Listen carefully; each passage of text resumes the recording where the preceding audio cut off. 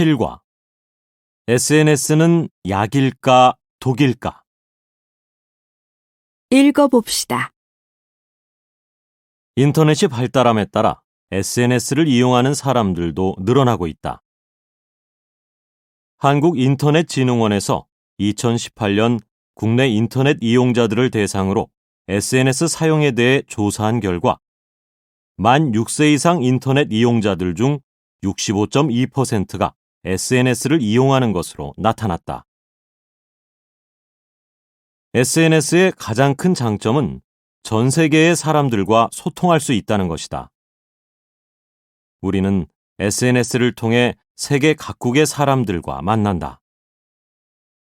SNS에서는 나이나 성별, 국가, 인종을 뛰어넘어 친구가 될 수 있다. 직접 만나서 대화를 하며 서서히 알아가던 과거와는 달리 SNS에서는 특별한 제약 없이 언제 어디서나 다양한 사람들과 쉽고 빠르게 관계를 맺을 수 있어 폭넓은 인간관계를 형성할 수 있다. SNS의 또 다른 장점은 정보 수집과 공유에 용이하다는 것이다. SNS는 즉시성, 신속성, 이동성을 모두 가지고 있다. 그래서 때때로 뉴스보다도 빠르게 사건, 사고 소식을 전해주기도 한다. SNS에서는 다양한 사람들을 통해 새로운 정보나 지식을 얻고 관심 있는 주제나 사회적 현상에 대한 의견을 교환할 수도 있다. 뿐만 아니라 SNS는 다양한 사람들을 연결해주는 도구인 만큼 강한 영향력을 가지고 있다. SNS에서 빠른 속도로 퍼지는 정보들은 여론을 형성하여 정치, 경제, 사회에 긍정적인 영향을 미치기도 한다. 하지만 SNS로 인해 여러 가지 사회 문제들이 많이 발생하기도 한다. SNS는 개인정보 유출의 위험이 있다. 대다수의 사람들은 SNS를 통해 가족의 얼굴, 자주 가는 식당과 같은 개인적인 정보를 많이 노출시킨다. SNS는 많은 정보를 담고 있기 때문에 SNS로 다수의 사람들과 자주 교류를 하다 보면 원하지 않는 정보가 원하지 않는 사람들에게 흘러가는 경우도 생길 수 있다.